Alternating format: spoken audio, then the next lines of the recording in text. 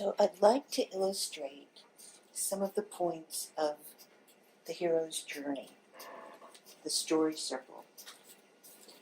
It was originally 17 points that Joseph Campbell did in his book, Hero with a Thousand Faces. Christopher Vogel famously condensed this to 12 steps that were divided into 3 acts because it was basically structured for film. And so we're going to talk about the first act. We have the hero in his ordinary world, and in doing his regular stuff, he has these 2 droids come into his life, and one of them he puts back in the oil bath, okay, and he works on one, when all of a sudden, there's a hologram of a beautiful young woman saying, "Help me, Obi-Wan Kenobi, you're my only hope." So this is a call to adventure. In the first act, we go from the ordinary world. There's the call to adventure, there's the refusal of the call, and the meeting with the mentor before crossing the threshold into the unknown territory. So from the ordinary world to crossing the threshold into the unknown. So he sees this beautiful woman saying, "Help me, Obi-Wan. Help me, Obi-Wan Kenobi, you're my only hope." So he then, the droid runs away. He's got to go fetch it. And he ends up being saved by his mentor, who takes him back,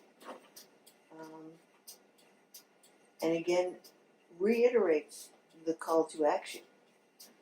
He gives him his father's lightsaber, and says, "You must learn the ways of the Force if you were to accompany me to Alderaan." And what does Luke say? "Alderaan? I'm not going to Alderaan. I have things to do. I have work. I can't go." And it offers to take Obi-Wan as far as Mos Eisley. Well, that doesn't work out because the Empire has already killed his aunt and uncle. And so, even though he refused the call, he's now committed to go on this adventure with his mentor. So they find allies, unlikely allies, Han and Chewie, to take them out of Mos Eisley, and they all escape in the Millennium Falcon with stormtroopers shooting at them. Okay, so he's gone from his ordinary world, had a call to action, met his mentor, and now he's crossing the threshold. So these are steps in a story that we expect to hear, and if we don't see the same structure of the story, it's not really a story to us, and we're not really interested. And this is the way we have communicated for thousands of years. The value of this is in learning to communicate and to be able to speak persuasively, to get your point across, to get people to understand certain things. You can use story. And if you understand the steps in the story, the structure of the story, and it's always the hero's journey.